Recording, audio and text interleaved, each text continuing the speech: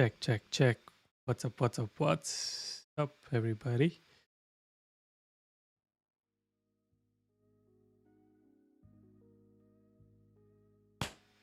All right, we are live. Waiting for Rajiv ji to join. Hopefully, he will join very soon. And meanwhile, I just thought I'll give you a quick hi to everybody. And while we're waiting, for people who are watching later on, once the live is on, and you're watching it later, hello everybody.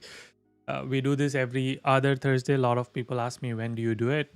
Every other Thursday we do it 9:30 a.m. That's the timing, California time, 10 p.m. India time, and then 12:30 New York time. We basically go through a lot of Rajiv ji's here. So admit him to the room so we can.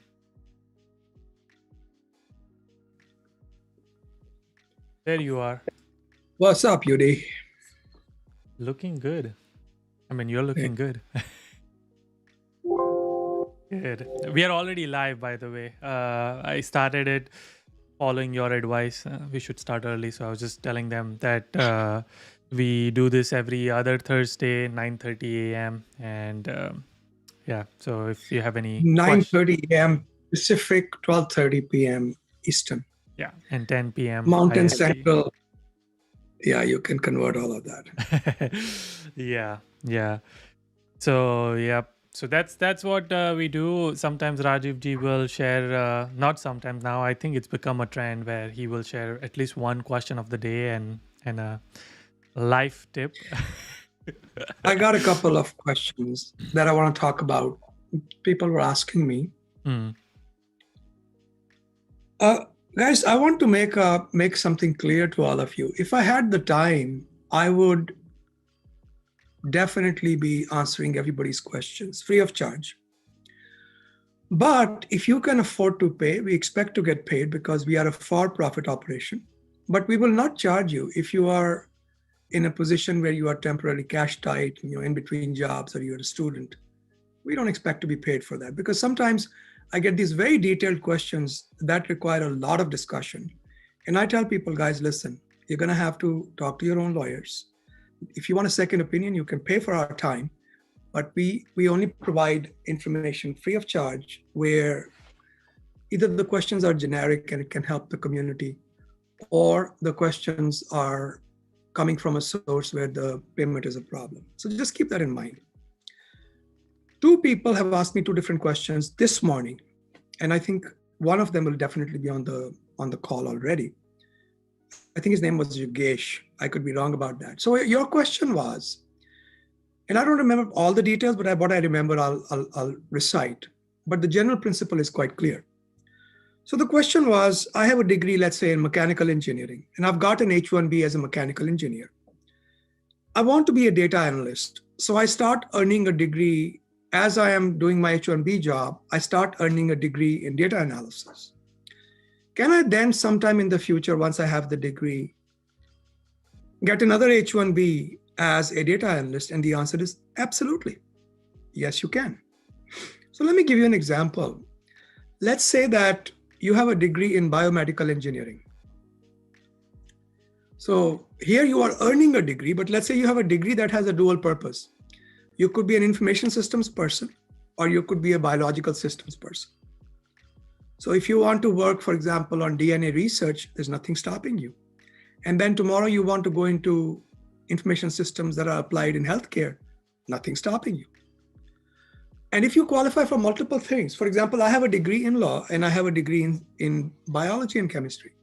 I could be a scientist and I can also be a lawyer because I qualify for both. So the answer to the question, can I change my path? Absolutely. And still get an H1b? Yes. Second question that was asked was, can I have multiple W-2s on H1b?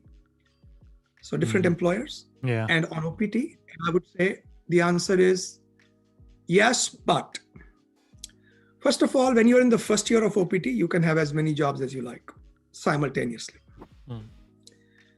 During STEM OPT, you need permission from the DSO. Each time you add or subtract a job, and the minimum requirement for any job is 20 hours each week paid.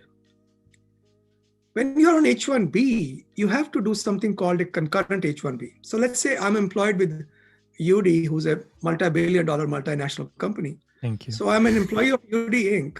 At the same time, a pretty little company like Microsoft offers me a job.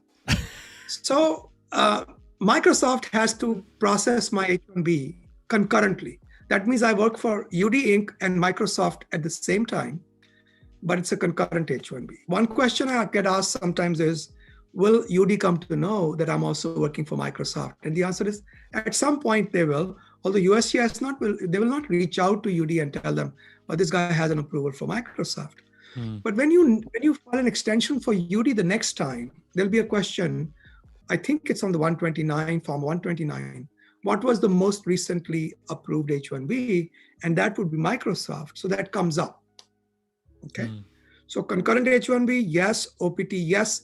STEM OPT, you would have to seek permission of your DSO. Those were the two questions that were important. Okay. Cool. Awesome. And I titled this live stream saying H1b Lottery updates.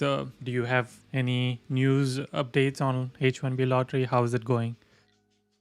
It's done. It's over. It was over a while back. And I had posted on LinkedIn as well as on my blog. Now that we get actively back, our website is up. So that makes things a lot easier for me. See, the problem with LinkedIn is that you can't have content that persists. So if you write an article, but to update that article is a pain. So it's so much easier if I have a blog and you can all comment on that. It creates one space where everybody's comments are there and becomes kind of a organic, frequently asked questions, which is what we used to do until we started having trouble with our software. So that said, lottery is over. There might be a second round. And I think last time that was a few months into the process. Somebody said August. I don't remember exactly when it was. So there might be another round of lottery, and people who have a submitted application, they might get called upon. It's another random selection. So that's it. Yeah. And nobody has to do anything special for getting into the second round, right? Like it's just going to be picked it's automatic. Up. Yeah. Okay. It's automatic. One thing I want to point out, what if I'm not selected in lottery? So I'm writing an article on curricular practical training. I'm not yet finished. One part of it is finished. It's what is curricular practical training? And the second part is it a good substitute for H1b? And that part I'm still finishing. And the answer is maybe yes. Okay. So curricular practical training is something to look into. Also remember, I think we've discussed this before, but I'll remind everybody again, that you could have an H1b quota exempt job, even though the employer is not quota exempt. So we have a client locally here in DC area. They are a fairly good sized company. They have contracts with several organizations, including National Institutes of Health, where their employees provide support to NIH in technology. So even though the employer is for profit, the job could qualify as being quota exempt because NIH is quota exempt and the job is located on premises of the NIH and they are supporting the function of NIH. So sometimes you can have a quota exempt job because it is the nature of the job that matters, not the nature of the employer necessarily. So keep that in mind. If you get a quota exempt job, keep on the lookout. Higher education, institutions affiliated with higher education. For example, in North Carolina, we have a school system who are not quota exempt themselves, but because they are affiliated with local colleges, they become quota exempt. So we do their H1Bs outside the quota. Nonprofit research organizations, government research organizations, as I said, institutions of higher learning and those affiliated with them. These are typically quota exempt jobs. So just keep this in mind. Okay. All right, we will start taking questions from the chat. There's already lots of questions entered. By the way, I also want to add, I took my second COVID shot yesterday. Absolutely do it, guys. It's well worth it. I wasn't sure how I was going to react. So that's why I had told Yudi, I don't know, it depends upon how sick I'm feeling. Yeah. But it's really no issue. I only have a little bit of a stiff arm, But even that doesn't stop. I mean, even regular exercise, you can What still go about your on. first shot? Like, did you have problem with that or no? Zero problem. And this is Nice. Pfizer. So this was Pfizer. Pfizer. Okay. Different people react differently. I mean, it's the third day that's supposed to get bad, but I mean, of course, the upside is that you are 95% protected, and you also are helping the society get herd immunity. So I think it's very important. Everybody who can get a shot, please go ahead and do it. Yeah. I think in our county, they probably will. I think they said they're gonna start above 16 very soon, or maybe it started already. But Yeah, I think they were actually shooting for the date of April 16th as well. right, April 16 is the date. through the That country. is correct. In our county, that's when they said they will start taking Yeah. anybody above 16. Okay. Absolutely. So don't hesitate. Go get your shots. Yeah. Okay. And before we take questions, one of my friend actually asked me this question to ask you. Is Sure. so he had his green card approved, the I-140. His date wasn't current and isn't current yet.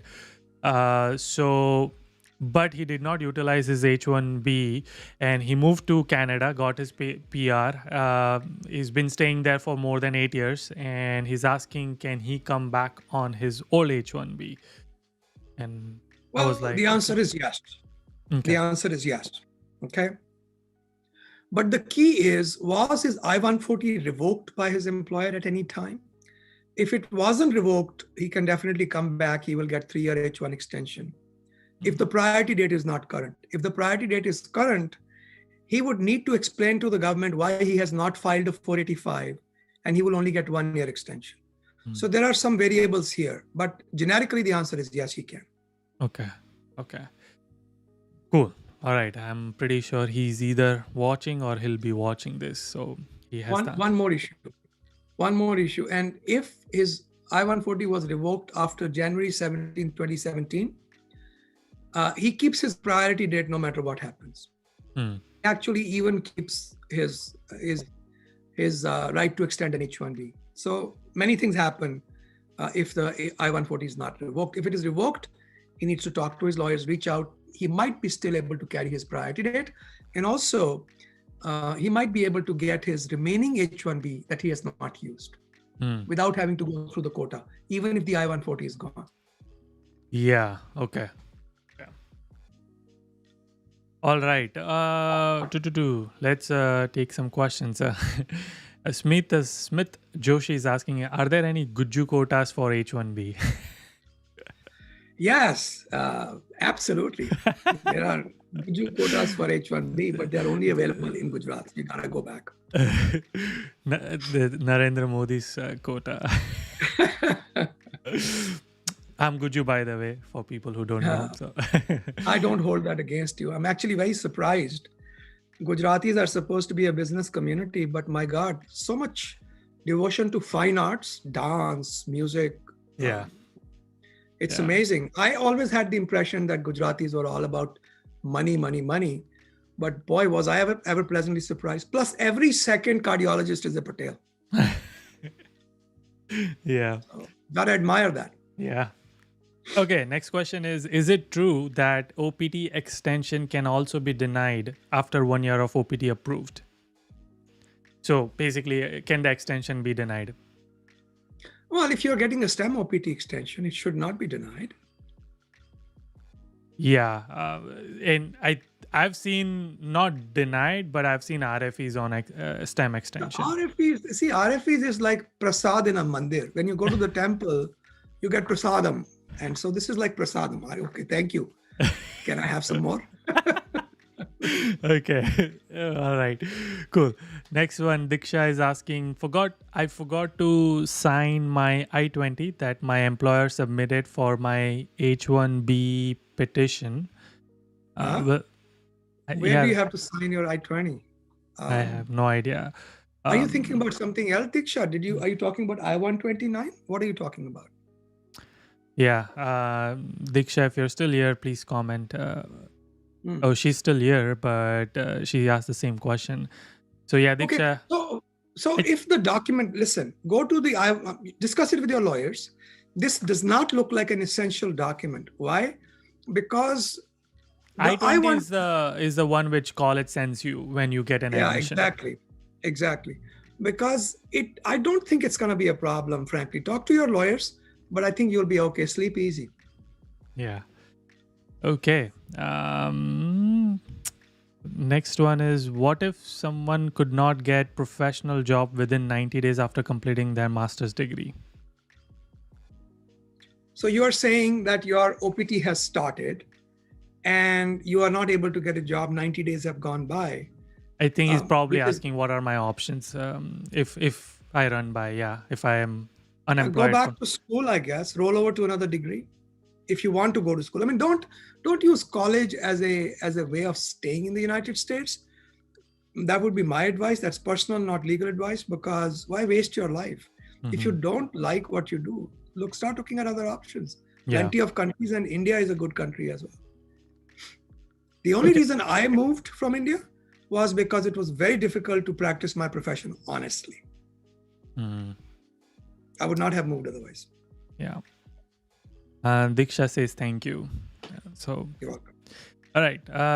Shirish is asking, Rajiv ji, I have a gap of 3 years after graduation as I was preparing for government jobs. So this is probably in India, and I want to pursue my master's in USA. Can this hinder my chances for F1 or H1b? Well, they are looking for somebody who is at the consulate, they are looking for somebody who is a genuine student. So if you can demonstrate that you're a genuine student, sure, gap in employment is okay. But as long as you are truly a genuine student, you have a desire to learn. I don't know how you would prove it, but if you can, that is what will get you through. Yeah. Ayush is asking, can we take printout of soft copy of I-20 for visa interview, for F1 visa interview? There's a lot of, I think people are, I can understand why there's a lot of F1 visa question, because everybody's applying for F1 to come for fall. So that makes sense. You have to contact your DSO. Look, your first contact for 99% of your questions is your DSO. And when your DSO, as a student, when your DSO says, look, I need for you to reach out to a lawyer, that's when you ask me. They will always know more than I do about the procedures. Yeah. Okay, Karan is asking, H1b did not get picked. OPT is ending on May 27. F1 is ending on 6/19. So June 19? 6/19. Oh, June. Okay, June. What are travel implications if I choose day 1 CPT? Do I need to get a new visa stamp? What are the complications there?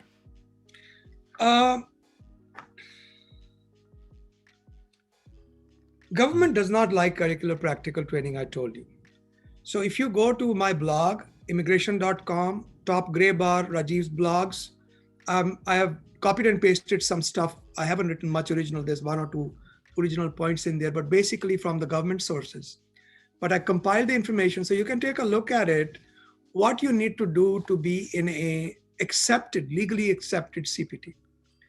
If you have a visa stamp, a CPT is merely a continuation of your student status. It's a part of your education. So do you need a new visa or not? That depends. Ask the DSO. I think you should be able to use the same visa if it is valid. If not, you'll have to apply again. And are you going to be able to get it? I don't know the answer to that question. Because if you are, let's say you were an information systems guy and just to stay in the United States, you started a degree in, I don't know, animal husbandry or something like that, completely unrelated to your topic. I think it raises some doubts about your good faith as a student. Yeah. So can you get CPT? Yes, but make sure it is genuine and it will be accepted. 2, do you need a visa stamp? That depends upon the expiration of the visa. Ask your DSO. And 3, what are your chances of getting a visa? That depends upon how genuine you look. Yeah. Okay. Next question is, there was one more.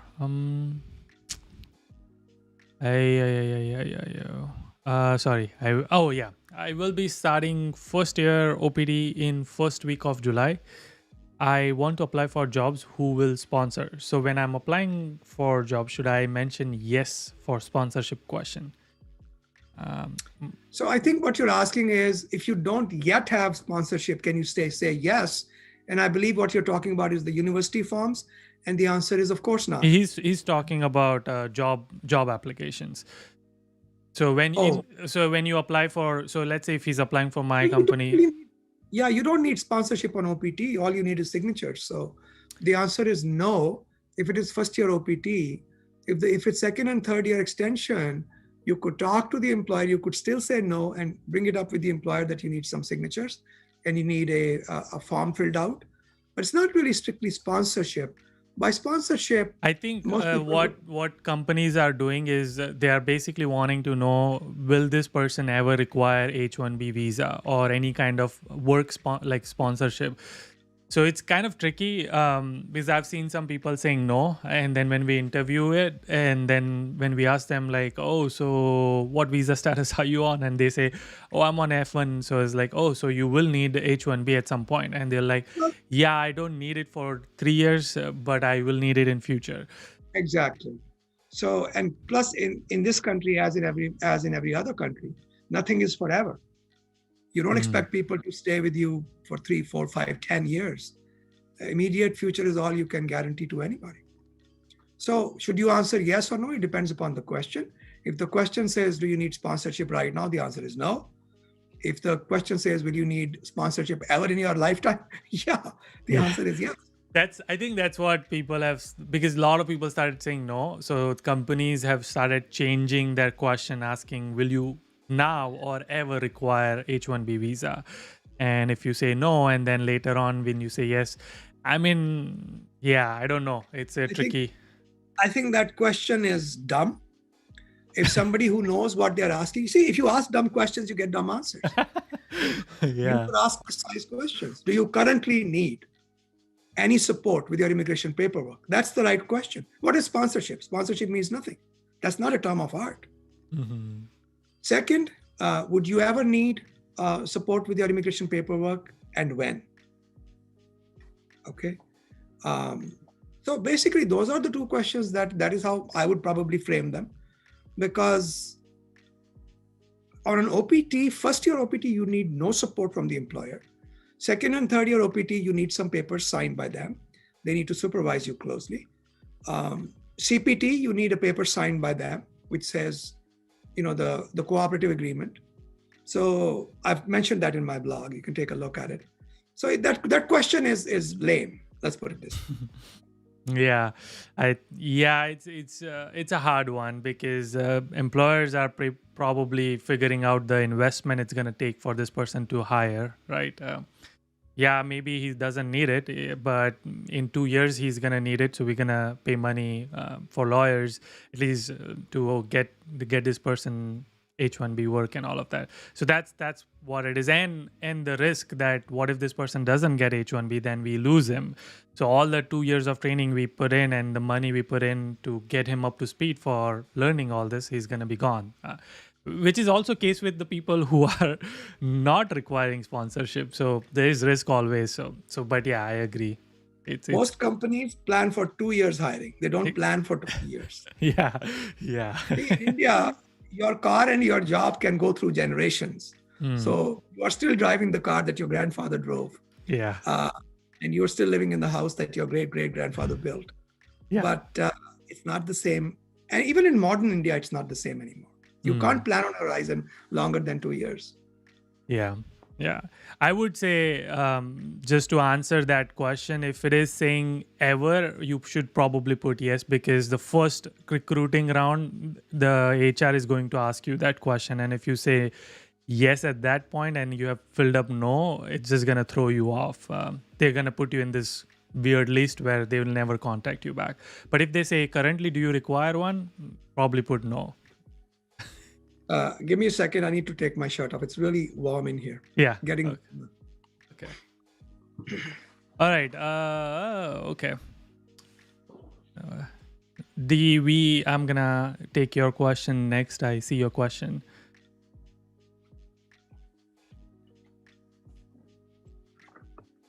Okay, I'm back.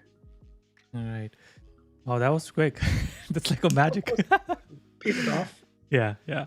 DW is asking actually, can a H1B extension beyond 6 years be filed? 4.5 years of H1B out of 6 years consumed already. Permed filed 2 years before, max out, and no decision received yet. Yeah, what you would do is, because you have 1.5 year left and you're entitled to one more year because of the perm, you would file for an H1B for 2.5 years extension. Okay. Plus, you can also combine any time you were outside the United States. Okay.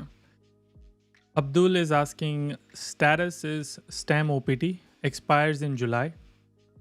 H1B picked up in the lottery, perm filed by the employer. Priority date is current. Should I enroll in university to keep the work authorization active? Why would you do that? Because the way I see it, you have the cap extension till October 1st. You are filing your H1B. You are filing your I-485. There is absolutely no need to be in school. Unless it's cool to be in school, then you can be in school. I sound like Dr. Seuss. Yeah. Okay. Next question is from Karma asking, can I leave my H1B on standby mode and activate it after my OPT and STEM OPT runs out, or will it become Yes. In fact, Yudi, isolate this part of the discussion. It's a frequently asked question. I'm actually writing another blog entry on it. Wow, I'm curious to know. So I want to understand his question. Like, is he asking? No, I understand it. I understand it precisely. Okay. So here you have to understand the concept of status. So I am on F1 status, which means I had an F1 visa, I entered the United States, I am in F1 status, I'm maintaining my status, I'm going to school or I'm doing my OPT. When I want to convert to H1, it's a 2-in-1 petition. When you file an H1, there's one part that is obvious, the other part is hidden to you. Let's talk about both these parts. When you file an H1, first thing you ask the government is, Uncle Sam, can you determine if I'm eligible to receive an H1B? Is my job professional? Is it a specialty occupation? Am I qualified, etc.? And Uncle Sam says, yes, you're entitled to receive an H1. That's an H1 approval. Okay. The second hidden process is change of status. Convert me from F1 to H1. Okay. So that part is hidden to you because that's almost always assumed to be true. When we file an H1, we ask for both things. Uncle Sam, tell me I can get an H1, and Uncle Sam, convert me from F1 to H1. The second part is change of status. By the way, in the context of green card, when you go from a non-immigrant visa to green card, it is also a change of status, but by a dumb convention, that's always called adjustment of status. It's not called change of status. Now, don't get confused by these two. So you could actually separate the petition in two ways. What you could do is, you could say, Uncle Sam, tell me that I'm eligible to receive my H1B, but don't convert me. Don't change my status. I want to continue on F1. So I continue on my OPT or my CPT, whatever status I have, and 8 months down the line, I get a chance to travel to Canada. I go get my H1 visa stamp. When I enter the United States, I'm on H1. So instead of change of status, you did consular processing and converted to H1. So you can separate the two. The answer is yes, you can continue. Wow. As long as you. How does that work? Like, so in my case, I applied for the very first time I got OPT. I started my OPT, and that year itself, I got my H1B picked. And yeah, you're right. As soon as it got on October, my status was changed to H1B. I did not go until next year, November, December, to get it stamped. Yeah. So let's take your example, okay? Let's say that you had an OPT that was continuing for 2 years, okay? So on October 1st, if you had not asked for a change of status, you could continue on your OPT for the next year and a half. And whenever you not ask for it, How do you not ask for? There is a check mark on the form. Oh, okay. Change my status or send information to the consulate in, I don't know where you are from, Mumbai, Paris. yeah. Yeah. Okay. Oh, so when you are applying for H1B, that's when you have to check it up. Oh, okay. Absolutely. That is wow. Yeah, somebody asked me that question, and I promised him I will write an article on that. I'm writing on it, so it's good that that question came up today. Isolate that. Let Monica post that as well. I will do that. Yep. Okay, cool. Moving on, DW is back again asking question. Received RFE AC21 in the extension request. How to respond? Well, it depends upon the RFE. It's like asking a doctor, not feeling well, how do I treat? I don't know. It depends upon the disease. Yeah. Maybe DW, you should probably reach out and send out an email. See if. Yeah. And also that name, the initials are very nerve-wracking. I'm expecting an I after that, DWI. Just says DW right now. Has a nice photo though. Driving while intoxicated, not a good thing to do.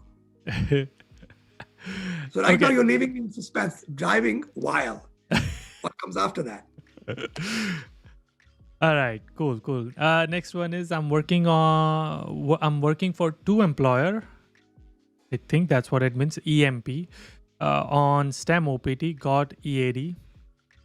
I won the H1b lottery, which means I got picked. Only for employee B filed. Only employee B filed. Does employer B filing H1B needs the details from employee A, why like pay stubs, or they need only theirs? They shouldn't. However, if the issue of status comes up, USCIS can require that information. But if you were working at least 20 hours for the filing employer, the fact that you were also doing another job should not be a problem. This session is very interesting questions. I mean, it's a little different than what we've been, answering. So it's interesting. Okay, now is birth certificate required for F1 visa, H1B visa, future visa processes? And if I don't have it, what is the alternate documents can I show? Okay. So birth certificate is required at certain stages, but I don't think it is required for F1 or H1. I can't guarantee F1, H1 almost certainly. Typically, when you don't have a birth certificate, you provide evidence that the birth certificate does not exist. They call it non-availability certificate. It really is not a formal document. It is a statement from the municipal corporation of the city where you were born, stating that they have no record of your birth. Okay. Then when you get that, you attach with it two affidavits, mom, dad, uncle, aunt, saying, we know he was born on XYZ date because we are related to him and we were there. Mom, I think, is quite obvious. I think it can't happen without mom. So dad is dispensable, but anybody who knows personally when you were born, that helps. Also attach your Aadhaar card copy, a ration card copy, school leaving certificates. Really, only thing you need are two affidavits with a non-availability certificate. If you were born in a village, whoever keeps record of the village births, it could be the taluka panchayat, or it could be the taluka, the panchayat, or depending upon what the setup locally is, you would just get a non-availability certificate, which is just a two-line statement saying there is no record of this birth. Okay. Is there any way for non-STEM students to get 3 years OPT? No. Yeah. Oh yeah, actually, yeah, you could. If you did a bachelor's degree, you get 1 year OPT. Then you do a master's, you get another 1 year OPT. Then you go do PhD, you get another 1 year OPT. Yeah. Just 8 years, 9 years, get it, but you can get it. Yeah. Yudi, can you ask Rajiv ji, enrolling in university as a backup plan since this is from Abdul. He's asking again. Enrolling in university just as a backup plan since perm has been filed may take 7 months. H1b approval is 50-50 because Why? if See, H H1B approvals, your lawyers can assess. Any experienced lawyer can take a look at look at a case and tell you what your chances are. Most H1s we file are 99.9% secure. You have the degree, the job requires that degree, the job is paying right. What's the problem? Mhm. Very interesting question. If a couple is on tourist visa and in United States and if baby is born in United States, will he get citizenship of Yes, United? of course, of course. Unless you see, if you have a baby in the consulate, I don't think that counts. So it's weird because consulates are considered to be an extension of the country they are from. That's the international law. But if it is outside the consulate, you have a baby in the park, that baby is a US citizen. Okay. But would they allow someone to be Yes. on? I had a very weird situation. I had a situation, I usually don't go to interviews because it's a waste of a lawyer's time and client's money. But this was a complicated case. The couple came from Pakistan when she was in the 6th or 7th month of her pregnancy. They came and they stayed back. So they'd been living illegally for 21 years. When the child turned 21, the child applied for his parents, or her parents actually, green card. So at the council, before the interview, I checked with the couple. I said, listen, when you go in for the interview, one of the key questions is, was it your preconceived intention to stay back? Because that's fraud.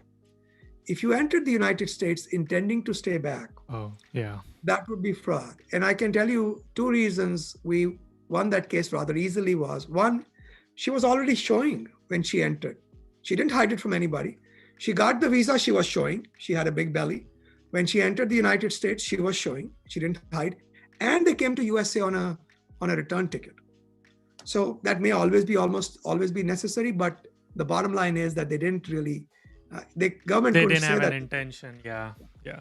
Yeah. So, and in fact, what had happened was their family talked them into staying back because the political situation for minorities in Pakistan was bad, and it still is bad, from what I understand. So therefore, it was not advisable for them to travel back. Mm. They could have applied for political asylum, but they did not. In any case, the bottom line is, yes, a child born in the United States, even to tourist visa parents, is a US citizen. Mm. But they can't apply for your green card until they turn 21. Okay. Next question is, I'm on F1 visa in United States. My sibling is a citizen of United States. I am about 25. How can she sponsor a green card for me? And if she does, how long does it take? Takes minimum 13 years, and you can't stay just because your petition is pending. So applying through Sibling is kind of useless. Next one is, I have relatives in USA sponsoring my education. Will it impact my visa approval? It could. I mean, I do not know the answer to that question. Really, the key question is whether you look like a genuine student. And I think even sometimes, despite that, you could be denied. Because I had a friend who was quite a scholar, and they denied his student visa for reasons unknown. Ultimately, he did end up in the United States, but it took him a few tries. And he was already all scholarship paid in UC Davis. So, and he's a molecular biology expert. And he actually, in fact, he got his green card through EB-1A category. So it's very difficult to prove that you're a genuine student, but some indications are there, going to a good school, coming from a good school, good grades. Those things help. Why there are so less approval in H1b draw this year? Are there? I don't know the answer. I don't know the answer to that question. In fact, I was noticing that too, because the rate of approvals was rather low. and this is a common experience. It may well be that I don't know what the numbers are, how many people applied. I didn't look at the numbers. I heard Maybe 300,000. 300,000 is definitely a lot. That's normally it's about twice as much. Mm-hmm. So when you have 300,000, that's more than 3 times. Yeah. So therefore, there is the answer. Yeah, that's what I think too. That's what I mean. I was reading an article. That's where it said it. There was I didn't and of up the course, number. the journalist said people are applying because Joe Biden is, pro-immigrant. So that's why people applied like in bulk. I don't know. No, I don't think that's quite the reason. But I also think that a lot of applications will be denied. And there'll be another lottery because these applications were duplicates. I know people who knowingly or unknowingly got duplicated. Sometimes the lawyers made mistakes and they got duplicated. Yeah. And sometimes the same job was applied twice or 3 times. We'll see how it goes. Yeah. Can a previously rejected H1b apply again? Rejected. Well, that's a tough question to answer. If the rejection was for fraud or misrepresentation by the employee, you are barred forever. But if the rejection was, oh, this is not specialty occupation, that's not a problem. You can apply as many times as you like. Okay. Next question is H1b approved Canadian PR in final stage of processing. Can I get my H1b stamped in Canada when I go to? Absolutely. I'll be a PR, not a resident, and I won't be having any close ties to Canada. Well, yeah. No problem. Yep. See, remember, TCN, third country national visa processing, is available to everyone. You, on the other hand, are going to Canada for permanent residence. You definitely have connection to Canada. And even if you did not, you still can process in Canada.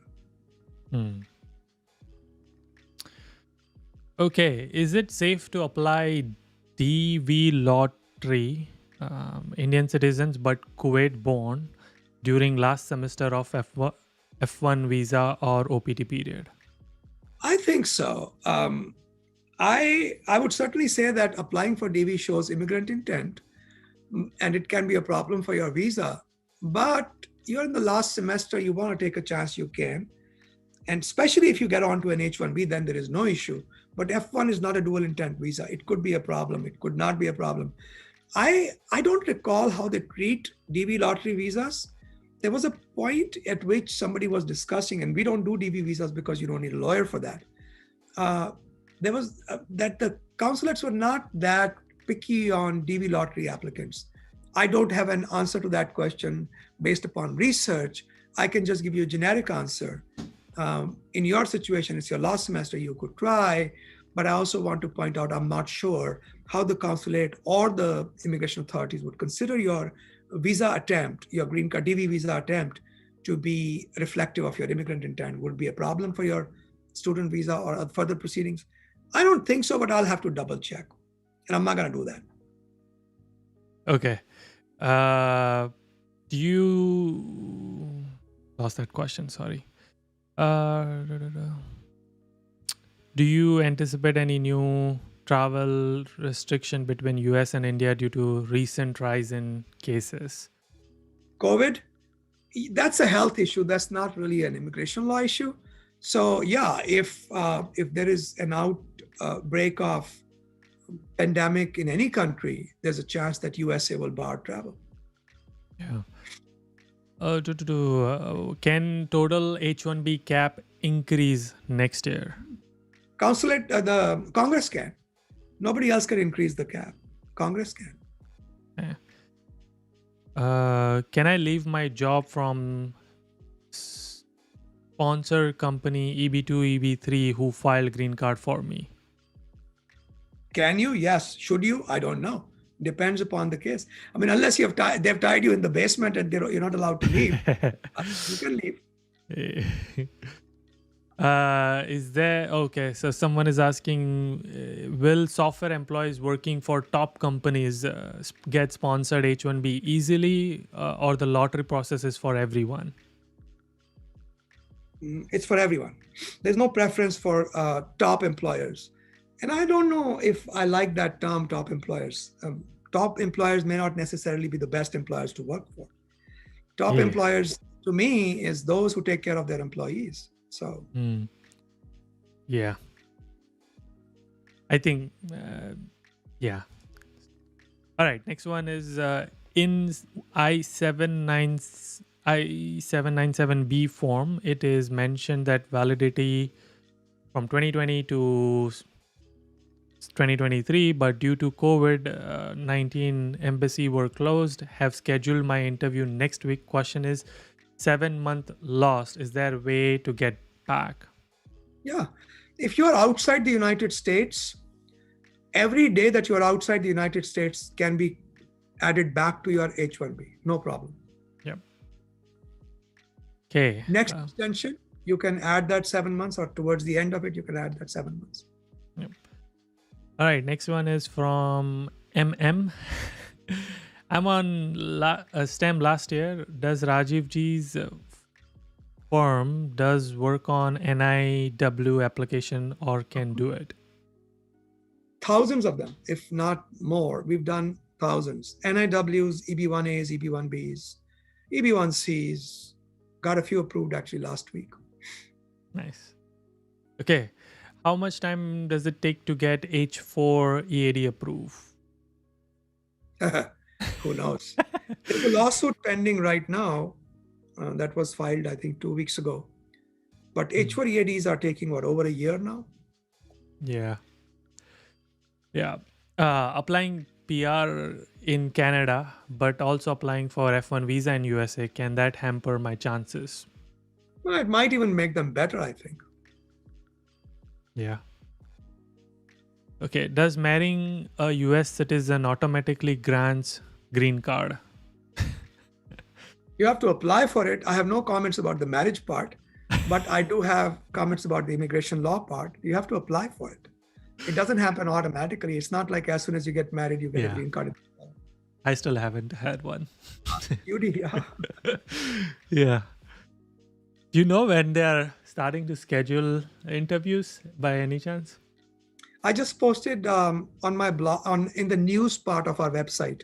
So when you go to immigration.com, there is a tabbed control right in the middle. There's news, and one of the top news is that the consulates are, it's not exciting, it's just that they are saying we are doing it as fast as we can. So the bottom line is, it depends upon the local conditions. Do find out if you can go to another country close by where you could get a visa stamp. Visas you can go to any... for green card interview. Did you say green card? I'm sorry, I heard visa stamp. No. I was asking for myself. I was asking, do you know if they are starting to schedule green card, marriage-based green card? Okay. See, let's talk about a couple of things. First of all, marriage-based green cards always interviewed. Okay. But they canceled last year, March, and they are scheduling. They are scheduling. There is no doubt about it. Okay. Depends upon the local conditions, but I had clients who went in 2 months ago and they were declined interview on the spot. They said, no, we're not doing them. We'll reschedule you. So 6 weeks later, they were rescheduled. They got their green card approval yesterday. Okay. All right. Yeah, I'm very anxious. Well, not necessary, not required to be anxious. Just be cool, be chill. Yeah. I mean, it's just so weird, like so long. Here's the fun. So now for me, at least I'll get 10 years, right? Because I've already crossed 2 years of my marriage. Yes. Yeah. You should not 10 years. You get the permanent green card. See, it's the funny thing is, even though I applied, when I applied that time, it wasn't 2 years plus. You should still get the unconditional green card. Okay. From as far as I know. It's funny, when I didn't have a green card, I was on H1b. It was such a big deal to get a green card. One day, at the end of the next day, you're like, oh, big deal, so what? Yeah. Your happiness quantum doesn't change based upon external conditions. Yep. Okay, next one is I'm doing my LLM in USA, which area is best to get a job for my after my LLM? I also plan to take NY bar exam. What area is best? The one that excites you. Because if you are excited by the area that you work in, you would get really, really good at it. So, for example, if I had to do tax law, I would have to bring a shotgun to the office and kill a few people. It depends. Personally, I feel that as long as you enjoy what you do, the rest is luck also. Finding the first job is important. Start making contacts in school. Outshine people. Show that your professors you are very serious. I got my first job because I paid a 50-cent bribe to a judge. We were in law school, and I had this old dude trying to get coffee out of the coffee machine, and he ran out of change, couldn't find change. So I said, "Sir, let me buy you a cup of coffee." So I spent 50 cents, best 50 cents I ever spent. Oh, yeah. He grabbed that cup of coffee. He sat down with me. Turned out he was a judge. And he got me my first job as a law clerk. So it all depends upon, and I also had very good relationship with my UCC, Uniform Commercial Code professor, my constitutional law professor. If they know you are a good student, they will help. And so getting the first job is important. I think it is important for you to like what you do. As to what area sells best, it depends upon where you are. If you are in California, you probably do well with tech law of some kind. If you are in the Midwest, you might do well with some kind of land laws. If you are in DC, you might do well with policy. So it all depends upon what kind of job you're shooting for. And honestly, I would not want to do something that doesn't excite me. I agree. Okay, next one is from Shomesh asking, will I violate my H1b status if I want to study part-time MBA in state A while living in state? No. You're allowed to do that. And you can be a part-time student because your main profession is H1b, and you're allowed to go to school while you're on H1b. Okay. And it doesn't matter which state you're studying in, as long as, because what we are concerned about is your H1b job. And if you are living in Illinois and your school is in, California, what do we care? Because going to school is not the problem USCIS is concerned about. USCIS is only concerned about you keeping your H1b terms. Okay. And so Anmol came back and is saying, I was asking for H4 approval, not H4 EAD. So he got his H1. H4, same problem. I had a client yesterday who was asking one of my colleagues, and she said, over 10 months is normal. Because I don't keep track of all the times and all, but I have colleagues who, like we have a non-immigrant visa group, we have a immigrant visa group, we have NIW EB1 group. We have different groups in the firm, and they are the guys who are the experts in procedures and what's going on. I am more like the architect. They are definitely architects, come bricklayers. They know a lot more than I do in these areas. And she said, yeah, 10 months? No, it's not a big deal. Okay. All right. Some complicated questions. Gautam is asking, I think he might have other questions, but okay. Gautam is asking, I'm in process of raising 300,000 as seed fund for my startup.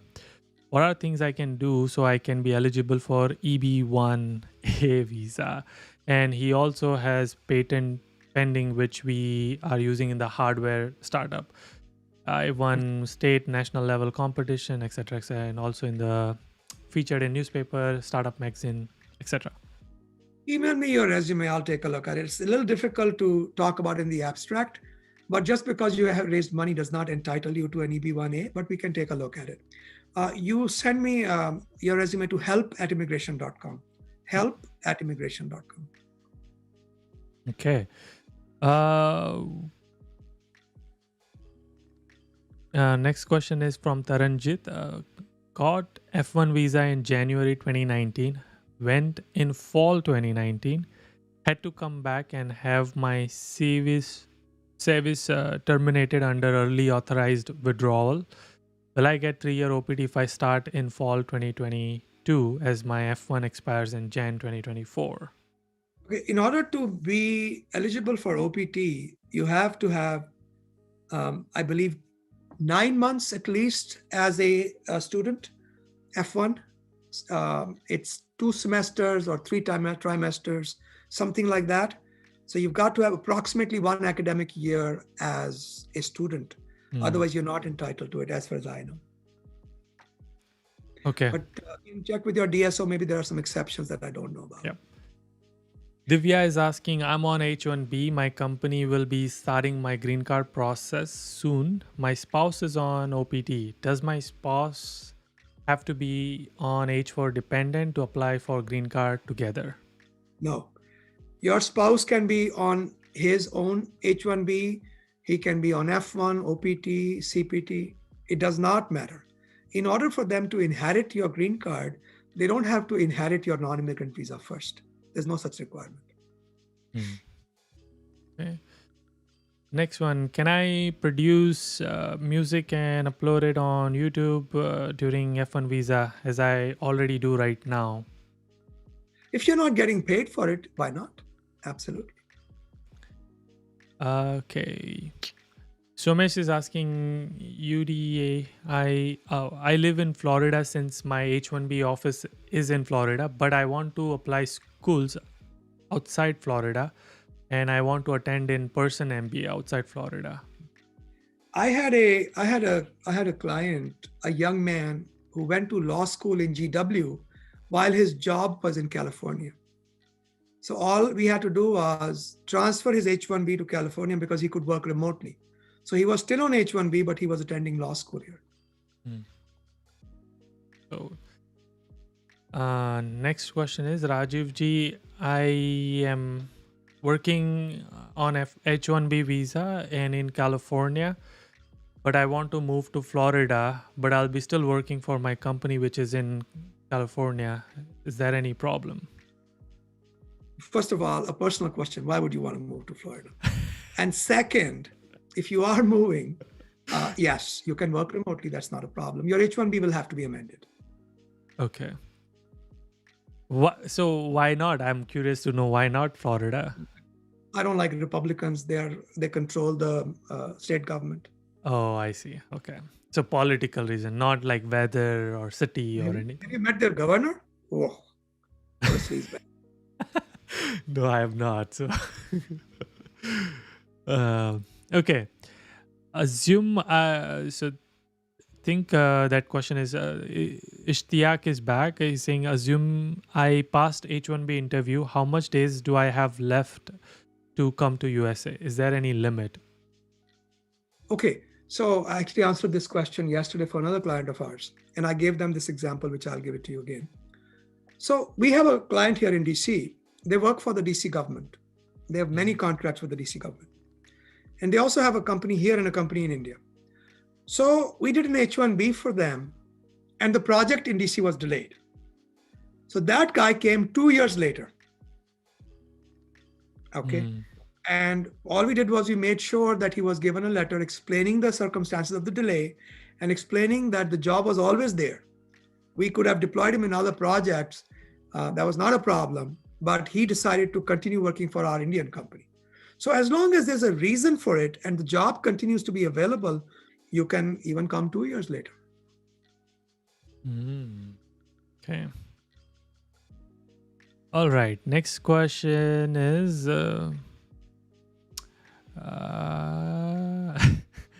somebody's saying, I wanted to make it a little lighter. By attending these sessions, I believe that Rajiv ji's favorite color is black and white. Yeah, you're right. Somebody, a friend of mine, somebody with more time than she should have, she says to me, "आप हमेशा विधवा के role में क्यों रहते हो? So why are you always wearing colors that widows wear?" Yeah. Yeah, I actually like white and black too. If you ask my wife, Caitlin will tell you. Black and white are my favorite colors. So nice. Okay. What is your prediction for filing date movement in October 2021? Good. I mean, that's not my prediction. That's Charlie Oppenheim from the State Department. Hmm. It's supposed to be very good for all through the next fiscal year, which is October 1st onwards.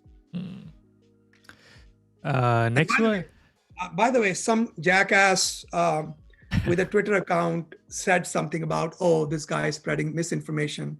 I have a very easy way of dealing with idiots. I just bar them. I ban them from my Twitter feed because I really don't have time to deal with people who make assumptions about other people. You don't know me. You don't know who I am. How can you make an assumption that I'm doing this because I want your business? Heck, guys, I could have retired 20 years ago. Yeah. And the only reason I work is because this is fun. This is great. I'm useful to people. I can actually help people, whether they are my clients or not. So if you are going to send me nasty notes, be prepared to be out of my my Twitter feeds, etc. Because I don't have time to. I could shut you up, but what is the point? Yeah. What is the point? Yeah. Next question is we'll end with that thing after two of this question because I have to go for 11 o'clock meeting. Next one is I'm 41 years old, 13 years plus IT work experience. My education is BSc and MSc. We are distant education from India. Can I apply for masters now? Yes, absolutely. Yeah. Absolutely. My one of my very good friends started law school at the age of 56. She's a very good lawyer, actually. Yeah, and one of my classmates when I was pursuing masters, he's also from India. I think 38 with his wife and kid came and pursued masters in computer science. So totally. If I were to go back to school, and I might even now, I've been trying to negotiate with my team. They just don't like the idea. I would go back to do biotechnology. I know, you told me. Yeah. Okay. Next question is Frantic Gamer asking, can I visit my brother for a couple weeks in Phoenix first before joining my school in Buffalo, New York? This is my first visit ever. Of course. If you like your brother, why not? Okay, cool. I think we're gonna end this. Let's end with the how to deal with haters. Wait. One question somebody just asked. Very important. I got a CPT after I applied for OPT to USCIS. Would there be any problem? Well, I've discussed the CPT issue several times. If the CPT is validly obtained, and I expect the Biden administration to be more reasonable, I think ultimately the CPT issue will get resolved. But if you're going to travel on CPT, just make sure you talk with somebody before you do so. Okay. All right. So Rajeshji, what are your thoughts on how to deal with haters? Well,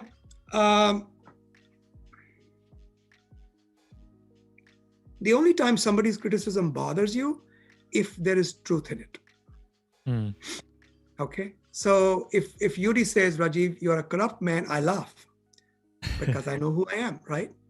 But if Yudi says that you are vain, yeah, maybe I have a little bit of that. You're egotistical, yeah, maybe I have a little bit of that. And that would bother me because I know that's partly true. If Yudi said you have a tail, I would laugh at him because I don't have a tail. So if somebody's hate bothers you, take a look at it, whether there's some truth in it. And if there is, either make peace with it or try to correct that. Interesting. I love it. Somebody's asking how to get in touch with Rajeshji Help @immigration.com. That's the email you want to reach out to. And also the website, you can find out more information, which is www.immigration.com. All right, signing off. Thanks everybody for joining this. We will meet in 2 weeks from now, Thursday, 9:30 a.m. California time and 12:30 New York time. Thank you, Rajeshji. Get the shots. Get the shots. Get the shots. If you can. Bye. Thanks, you everybody. Will. Everybody will be able to. Yeah. All right. Bye. Thanks, everyone.